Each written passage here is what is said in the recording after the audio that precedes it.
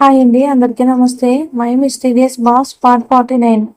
ఆమె చేతి వణుకు అతనికి కనిపించగానే బహుశా ఆమెకు ధైర్యం వస్తుందేమో అని ఆమె చేతిని మరింత గట్టిగా పట్టుకున్నాడు. కానీ ఆమె మరింత గందరగోళానికి గురైంది. చివరికి అతను ఆమె చేతిని వదిలేశాడు. బహుశా తను తప్పుడు సమయంలో తప్పుడు పద్ధతిలో తన మనసులోని మాట చెప్పానేమోనని అతనికి అనిపించింది. ఇంకా ఆమె తనను పూర్తిగా తెలుసుకోలేదు. కానీ తను ఆమె అంటే ఇష్టమని చెప్పేశాడు. ఇలాంటి పరిస్థితుల్లో ఆమె భయపడడం సహజమే కదా. సిద్ధార్థ్ తన కుర్చీని సరిచేసుకుని ఆమెకు కాస్త దూరంగా జరిపాడు. మళ్ళీ తన ముఖంలో ఎలాంటి భావం కనిపించకుండా మార్చుకున్నాడు. జాన్వి అని కాస్త గట్టిగానే పిలిచాడు. ఎస్ సార్ అని ఆమె కంగారుగా కాస్త భయంతో సమాధానం ఇచ్చింది. నీ పని చేసుకోగలవా? నేను టైంపాస్ కోసం జీతం ఇవ్వటం లేదు, అతను కోపంగా అన్నాడు.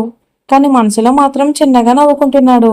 సారీ సార్ అని చెప్పి ఆమె అక్కడి నుండి పరిగెత్తుకుంటూ వెళ్ళబోతూ ఉండగా, జాన్వి అది వాష్రూమ్ తలుపు ఈ వైపు ఉంది అంటూ సిద్ధార్థ్ అయోమయంలో ఉన్న జాన్వి వాష్రూమ్ వైపుకు వెళ్తూ ఉండడం చూసన్నాడు. అది విన్న ఆమె మరింత కంగారు పడిపోయింది. ఏం మాట్లాడకుండా వెంటనే తలుపు దాటి బయటికి వెళ్ళిపోయింది. సిద్ధార్థ్ ఇంకా ఆమెను అద్దం వైపుకు చూస్తూనే ఉన్నాడు. ఆమె చాలా ఎక్కువగా భయపడిపోయింది. తను తొందరపడ్డానేమోనని అతనికి అనిపించింది. అదే ఆలోచనలో అతను నుదుటిపై వేలు పెట్టుకుని కూర్చున్నాడు. జాన్వి డెస్క్ దగ్గరకు వచ్చి కూర్చున్నా కూడా ఇంకా అలాగే నిశ్చలంగా ఉండిపోయింది ఆలోచిస్తూ. తనకు ఏం జరుగుతుందో, ఏం జరిగిపోయిందో అసలేమీ అర్థం కావట్లేదు. కొద్దిసేపటి తర్వాత ఆమె తన బాటిల్లో నుంచి నీళ్లు తాగి ఒక శ్వాస తీసుకుంది. ఇప్పుడు తన శరీరంలో ఉన్న వణుకు కొంత తగ్గింది. కానీ మనసు మాత్రం ఇంకా అల్లకల్లోలంగానే ఉంది. జరిగిందంతా తన ఊహలకు అందని విషయంలా అనిపిస్తుంది. నిజంగానే సిద్ధార్థ్ అలా అన్నాడా, లేక ఇదంతా నా భ్రమనా అన్నది కూడా ఆమెకేమీ ఖచ్చితంగా అర్థం కావట్లేదు. ఆమె తన చేతి వైపుకు చూసుకుంది. కాసేపటి క్రితం అతని చేతిలో ఉన్న తన చెయ్యి ఇంకా అతని స్పర్శ గుర్తొచ్చి ఆమె చెయ్యి మళ్ళీ వణుకుతుంది. మనసులో ఏదో తెలియని అలజడి మొదలయ్యింది. అన్ని ఆలోచనలను పక్కన పెట్టి తన పనిపై దృష్టి పెట్టాలని డిసైడ్ అయ్యింది. కానీ ఆమె వల్ల కావటం లేదు. చివరికి తన ఆరోగ్యం బాగోలేదని మెయిల్ చేసి వెంటనే ఆఫీస్ నుంచి బయటకు వచ్చేసింది. జాన్వి తన పర్స్ తీసుకుని ఆఫీస్ నుంచి బయటకు వచ్చింది. ఆటో కోసం కాస్త ముందుకు వెళ్ళగానే ఆమె ముందు ఒక కారు వచ్చి ఆగింది. వెంటనే ఆ కారు తలుపు తెరుచుకుంది. ఏం జరుగుతుందో అర్థం చేసుకునే లోపే ఎవరో ఆమెను కారులోకి తీసుకెళ్లారు. ఆమె భయంతో అరవబోతూ ఉండగా ఎదురుగా ఉన్న వ్యక్తిని చూసి ఆగిపోయింది. అతను సిద్ధార్థ్. అతను ఇలా ఎందుకు చేశాడు అనే ఆశ్చర్యంతో కాస్త భయంతో అతని వైపుకు చూసింది.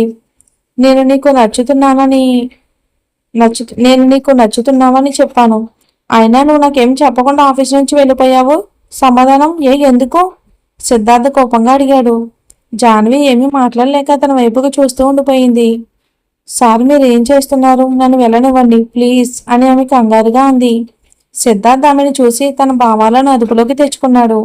జాన్వి నన్ను చూడు అని మెల్లగా అన్నాడు. ఆమె నెమ్మదిగా అతని వైపుకు చూసింది. అతని కళ్ళల్లో ఉన్న భావాలను చూసి ఆమెకేం అర్థం చేసుకోవాలో తెలియలేదు. నువ్వు భయపడాల్సిన అవసరం లేదు, నేను చెప్పాలనుకునేది ఒకటే, నువ్వంటే నాకు ఇష్టం, సిద్ధార్థ్ ప్రశాంతంగా అన్నాడు. ఆమె కళ్ళల్లో అయోమయం, ఆశ్చర్యం రెండూ కనిపించాయి. తన జీవితంలో ఇలాంటి పరిస్థితి ఎప్పుడూ ఎదురు కాలేదని ఆమె కనిపించింది. అతని మాటలు వింటూ ఆమె మౌనంగా ఉండిపోయింది. వద్దు. జాన్వి ఒక్కసారిగా ఉలిక్కిపడి నిద్ర నుంచి లేచింది. ఆమె శరీరం మొత్తం వణికిపోతుంది. చుట్టూ చూసింది. తన గదిలోనే ఉంది. అమ్మయ్య, కలొచ్చిందన్నమాట. ఆమె నుదుటిపై ఉన్న చెమటను చేతి వెనుక భాగంతో తుడుచుకుని కాస్త స్థిరపడడానికి ప్రయత్నించింది. ఎలాంటి కలొచ్చింది? నిన్న జరిగింది నిజమో కాదో ఇంకా తెలియడం లేదు. అలాంటిది నేను ఇలాంటి కలలు కూడా కంటున్నానా? సిద్ధార్థ్తో కాదు కదా, ఆ సిద్ధార్థ్ భోస్లేతో. ఇక అలాంటి కలలు కంటున్నానా? జాన్వి, ఈ మధ్య నీ ఆలోచనలు మరీ ఎక్కడికో వెళ్తున్నాయి. ఆ సుధీర్, అతనే కదా నన్ను ఇలా బలవంతం చేయడానికి ప్రయత్నించాడు. అతని గురించి ఆలోచిస్తేనే అసహ్యం వేస్తుంది. కానీ కలలో మాత్రం సిద్ధార్థ్ అలాంటివి చూస్తున్నాను. పైగా అవి నాకు చాలా మంచిగా అనిపిస్తున్నాయి. జాను, నీకు డాక్టర్ అవసరం ఉందే. అసలు నాకేం జరుగుతుందో డాక్టర్ని అడగాలి. జాన్వి తన తలను పట్టుకుని మనసులోనే తను తిట్టుకుంది. మళ్ళీ నిద్రపోవడానికి ప్రయత్నించింది, కానీ నిద్ర రావట్లేదు. అందుకే తన స్టడీ మెటీరియల్ తీసుకుని కూర్చుంది. చాలా ప్రయత్నించిన తర్వాత చివరికి తన దృష్టిని చదువుపై పెట్టింది. చదువు పూర్తయ్యాక తన పనులను సర్దుకుంది. ఎందుకంటే ఈరోజు శనివారం. అభిని కలవాలి. మనసులో ఉన్న అన్ని ఆలోచనలను పక్కన పెట్టి అభి కోసం కొంత షాపింగ్ చేసి హాస్పిటల్కి వెళ్ళింది. రిసెప్షన్లో చెప్పగానే వెంటనే అభి ఉన్న చోటుకు పంపించారు. అది చూసి ఆమెకు ఆనందంగా అనిపించింది. కనీసం ఈ హాస్పిటల్లో అయినా అభిని తరచూ కలవగలుగుతుంది. ఆమె నవ్వుతూ వెయిటింగ్ ఏరియాలోకి వెళ్ళి కూర్చుంది. కొద్దిసేపటికి అభి అక్కడికి వచ్చాడు. ఇద్దరు ఒకరినొకరు చూసుకుని చాలా సంతోషించారు. అభి వెంటనే ఆమెను హత్తుకున్నాడు. అక్క, నేను నిన్ను మిస్ అయ్యాను అని అభి అన్నాడు. అవునరా, నేను కూడా నిన్ను చాలా మిస్ అయ్యాను అని జాన్వి తన పర్సులో నుంచి అతనికి ఇష్టమైన స్వీట్ ఇస్తూ చెప్పింది.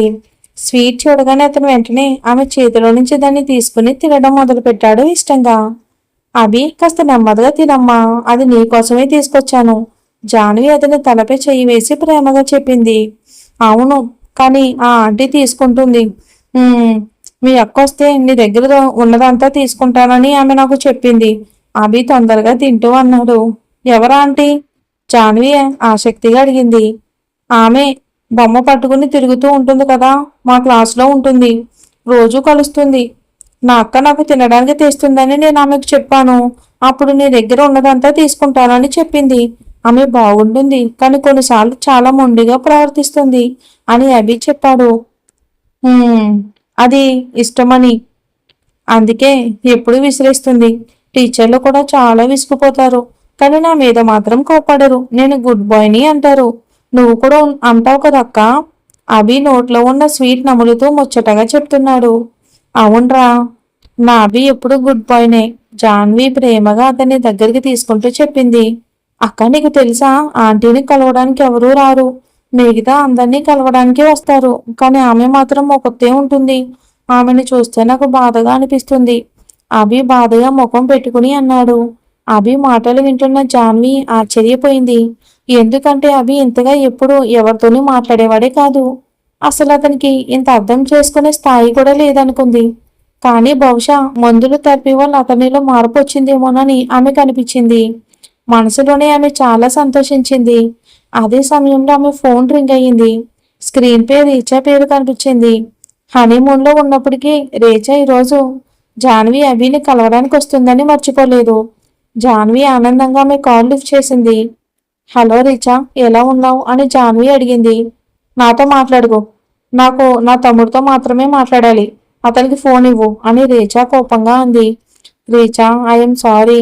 అది జాన్వి సారీ చెప్పడానికి ప్రయత్నించింది. నా ఒక్క కాల్ కూడా లిఫ్ట్ చేయని అమ్మాయితో నాకు మాట్లాడాలి అని లేదు. ప్లీజ్ నా తమ్ముడికి ఫోన్ ఇవ్వు.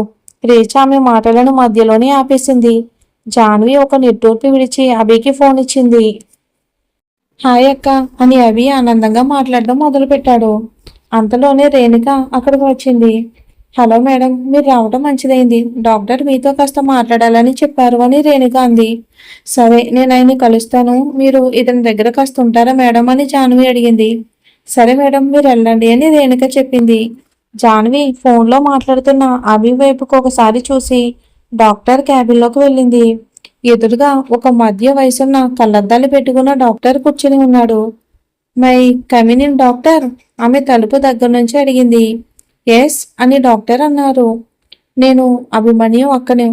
అది రేణుక మేడం మిమ్మల్ని కలవమని చెప్పారు అని జాన్వి కూర్చుంటూ చెప్పింది. Yes yes, right right. నాకు అభిమన్యం గురించి కాస్త మాట్లాడాలి మీతో అని డాక్టర్ అన్నారు. కాసేపు మళ్ళీ ఆగారు. అది విన్న జాన్వి మనసులోని ఆందోళన మొదలైంది. ఇప్పుడు అభి గురించి డాక్టర్ ఏం చెప్తారో అనే ఆసక్తి, భయం రెండూ కలిగాయి జాన్వికి.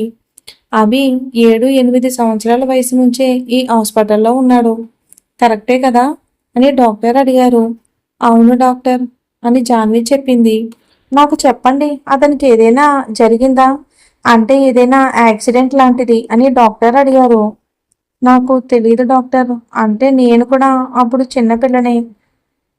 మా అమ్మ నాన్నలు యాక్సిడెంట్లో చనిపోయారు. అప్పటి నుంచి అభి ఇలా మారిపోయాడు అని చెప్పగానే జాన్వి మనసు బరువెక్కింది. ఇన్ని రోజుల తర్వాత ఆమె మొదటిసారి తన తల్లి తండ్రుల గురించి మాట్లాడుతుంది. మిస్ జాన్వి, అసలు అభి పిచ్చివాడేమీ కాదు. బహుశా చిన్నప్పుడు అతని మనసుపై ఏదో పెద్ద సంఘటన తీవ్ర ప్రభావం చూపించుంటుంది. దానివల్ల అతని మెదడు సరిగ్గా స్పందించడం లేదు. దానికి తోడు అతన్ని పిచ్చివాడిగా భావించి ఇన్ని సంవత్సరాలు హాస్పిటల్లో ఉంచడం వలన అతనిలో మెరుగుదల కూడా సరిగ్గా రాలేదు. అదే సమయంలో అతన్ని సరైన విధంగా చూసుకుని ఉంటే ఇప్పుడు అతను మిగతా పిల్లల్లా నార్మల్గా ఉండేవాడు. అతని జీవితంలో ఇన్ని సంవత్సరాలు వృధా అయ్యేవే కావు. ఏదైనా సరే ఇప్పుడు నేను మీకు ఒక సలహా ఇస్తాను. మీరు అతన్ని కుటుంబంతో ఉంచండి. కేవలం మందులు, థెరపీ కోసం ఇక్కడికి తీసుకురండి. అతను పూర్తిగా కోలుకుంటాడు. అతనికి తన వాళ్ళ అవసరం ఉంది. ఇక్కడ అతను ఎవరితోనూ మాట్లాడడు. కానీ మీరు వచ్చినప్పుడు మాత్రం చాలా సంతోషంగా ఉంటాడు. మీతో మాట్లాడతాడు. తన విషయాలు పంచుకుంటాడు. కాబట్టి మీరు అతన్ని మీతో ఉంచుకుంటే అతనిలో త్వరగా మార్పు కనిపిస్తుంది అని డాక్టర్ చెప్పడం ఆపేశారు. ఇక జాన్వి ఆలోచనలో పడిపోయింది. డాక్టర్ నిజంగానేనా? అతను త్వరగా బాగుపడతాడా అని జాన్వి ఆశగా అడిగింది. అవును, నేను నమ్మకంగా చెప్పగలను. ఎందుకంటే అతని మనసులో ఉన్న భయం తొలగిపోతే అతను తప్పకుండా మళ్ళీ మామూలు స్థితికి వస్తాడు. అయితే ఇప్పుడు అతని వయసుకు తగ్గట్టుగా ప్రవర్తించడం నేర్చుకోవడానికి కొంత సమయం పడుతుంది. కానీ అతను తప్పకుండా బాగుపడతాడు అని డాక్టర్ అన్నారు. అది విని జాన్వి మనసులో చాలా సంతోషించింది. Thanks a lot doctor. నేను తప్పకుండా ప్రయత్నిస్తాను. అతన్ని నా దగ్గరకు తీసుకెళ్తాను అని జాన్వి ఆనందంగా చెప్పింది. ఇక డాక్టర్కి వీడ్కోలు చెప్పి ఆమె బయటకు వచ్చింది. బయట రేణుక ఎవరో ఒకరితో మాట్లాడుతుంది. అభి ఎక్కడున్నాడు అని ఆమె రేణుకని అడిగింది. అతనికి ఇప్పుడు థెరపీ జరుగుతుంది కాబట్టి అతను థెరపీ హాల్లో ఉంటాడు. మీరు బయట నుంచి చూసి వెళ్ళండి అంది అని రేణుక చెప్పింది. మీ ఫోన్? రేణుక ఆమెకు ఫోన్ ఇస్తూ చెప్పింది. సరే మేడం అని జాన్వి చెప్పి రేణుక చూపించిన వైపుకి వెళ్ళింది. అక్కడ పెద్ద హాల్ ఉంది. అక్కడి నుంచి చాలా గందరగోళమైన శబ్దాలు వినిపిస్తున్నాయి. జాన్వి హాల్ లోపలికి తొంగి చూసింది. అక్కడ దాదాపు 15 నుంచి 20 మంది రోగులున్నారు. ఆమె అటు ఇటు చూస్తూ ఉండగానే, ఏయ్, దొంగచాటుగా ఏం చూస్తున్నావు అని ఒక మహిళ కోపంగా అడిగింది. ఆ గొంతు విని జాన్వి ఉలిక్కిపడి పక్కకు చూసింది. అక్కడ ఒక మహిళ చేతితో బొమ్మ పట్టుకుని నిలబడి ఉంది. అనుమానంగా జాన్వి వైపుకు చూస్తుంది. ఆమె ఇదివరకు జాన్విని కలిసిన అదే మహిళ. నేను నా తమ్ముడిని చూడడానికి వచ్చాను అని జాన్వి ప్రశాంతంగా చెప్పింది. కాదు కాదు, నువ్వు నా బొమ్మను దొంగలించడానికే వచ్చావు కదా. మీ అందరికీ నా బొమ్మ మీదే అసూయ, నాకు తెలుసు. కానీ నేను కూడా చూస్తాను నువ్వు దీన్ని ఎలా తీసుకెళ్తావో. ఆ మహిళ కళ్ళు కొరుకుతూ జాన్వితో అంది. ఆంటీ, మీ బొమ్మ చాలా బాగుంది. అది మీ దగ్గరే చాలా అందంగా ఉంటుంది. కానీ నాకు బొమ్మ కంటే మీరు ఇంకా ఎక్కువగా నచ్చారు. మరి నేను బొమ్మను ఎందుకు తీసుకెళ్తాను అని జాన్వి నవ్వుతూ అడిగింది. అది విని ఆ మహిళ ఆలోచనలో పడిపోయింది. అంతలోనే అభి బయటికి వచ్చాడు. అక్క, ఈమెనే ఆంటీ అని అభి ఆ మహిళ వైపుకు చూపిస్తూ ఉన్నాడు. ఏంటి, నువ్వు నా బొమ్మ గురించి ఫిర్యాదు చేస్తున్నావా అన్న మహిళ కోపంగా అభి వైపుకు చూసింది. ఆంటీ, మీకు మా అక్కని చూడాలని ఉంది కదా, ఈమెనే మా అక్క అని అభి జాన్విని ఒక వైపు నుంచి కౌగిలించుకుంటూ అన్నాడు. ఈమెనేనా? అయితే ఏం తీసుకొచ్చింది, నాకు చూపించు అంటూ ఆ మహిళ ఇప్పుడు జాన్వి పర్స్ తీసుకోవడానికి ప్రయత్నించింది. అదే సమయంలో ఆమెకు జాన్వి చేతిలో ఉన్న ఫోన్ కనిపించింది. వెంటనే ఆ ఫోన్ లాక్కుంది. జాన్వి కాస్త భయపడింది. ఆంటీ, ఇది మా అక్క ఫోను, ఇవ్వండి అంటూ అభి ఆమె చేతిలో నుంచి ఫోన్ తీసుకోవడానికి ప్రయత్నించాడు. అతను క్రమంగా ఆందోళనకు గురవుతున్నాడు. వెంటనే జాన్వి అతన్ని పట్టుకుని శాంతంగా ఉండమని చెప్పింది. కానీ అభి మాత్రం ఇంకా అసహనంగానే ఉన్నాడు. ఆగు, నాకొక ఫోన్ చేయనివ్వు అన్న మహిళ పెదవిని కొరుక్కుంటూ అంది. ఫోన్ వైపుకు తదేకంగా చూస్తూ ఏదో నెంబర్కు డయల్ చేయడం మొదలుపెట్టింది. అయ్యో కళ్యాణి, అభి, రండి రండి లోపలికి, డాక్టర్ వచ్చారు అని ఒక నర్సు వచ్చి వాళ్ళిద్దరినీ లోపలికి పంపిస్తూ చెప్పింది. ఆమె ఆ మహిళ చేతిలో నుంచి ఫోన్ తీసుకుని జాన్వికి ఇచ్చింది. మీరు వెళ్ళండి ప్లీజ్, ఇక్కడ ఎవరికి అనుమతి లేదు. ఇకపై ఇలాంటి ఫోన్లు తీసుకుని రావద్దు అని ఆ నర్స్ కోపంగా చెప్పి తలుపు మూసేసింది. జాన్వి ఒక దీర్ఘ శ్వాస తీసుకుని ఫోన్ వైపు చూసింది. 9 నెంబర్లు డైల్ అయ్యాయి. అంతే, ఒకటి మిగిలి ఉంది. ఆమె బయటికి వెళ్ళబోతూ ఉండగా ఏదో ఆలోచన వచ్చింది. వెంటనే ఆ నెంబర్కు కళ్యాణి ఆంటీ పేరుతో సేవ్ చేసుకుంది.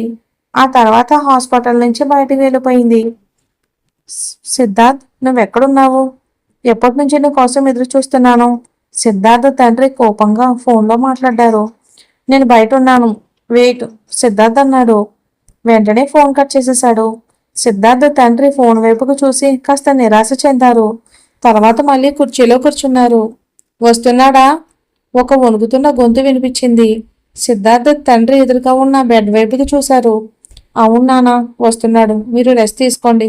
ఎక్కువగా మాట్లాడకూడదని డాక్టర్ చెప్పారు అంటూ సిద్ధార్థ్ తండ్రి తన తండ్రి తలపై చెయ్యి వేసి ప్రేమగా అన్నారు. నువ్వు నీ కొడుకు గత 2 సంవత్సరాల నుంచి నా చావు కోసం ఎదురు చూస్తున్నారు. నాకు అర్థం కావట్లేదా? ఆ వృద్ధుడు వణుకుతున్న గొంతుతో అన్నాడు. అది విని సిద్ధార్థ్ తండ్రి ఒక నిట్టూర్పు విడిచారు. నానా, ఏం మాట్లాడుతున్నారు నాన్న మీరు? మీరు బాగుపడాలని ఎంతమంది డాక్టర్లకి చూపించాను. మీరు ఎందుకు అలా మాట్లాడుతున్నారు? మీరు అలా మాట్లాడకండి, నాకు చాలా బాధగా అనిపిస్తుంది అని అన్నాడు. మరి ఏం జరుగుతుందో వచ్చే ఎపిసోడ్లో చూద్దామండి. ఈరోజు మేము తిరుపతిలో ఉన్నామండి. ఇది ముందు రోజు షెడ్యూల్ చేసి పెట్టాను. సో థ్యాంక్స్ ఫర్ వాచింగ్ అండి. నడిచి వెళ్తున్నాం కదా, మెట్లపై నుంచి మేము నడిచి వెళ్తున్నామండి. కొంచెం లేట్ అవుద్ది దర్శనానికి వెళ్ళేటప్పటికి. Thanks for watching.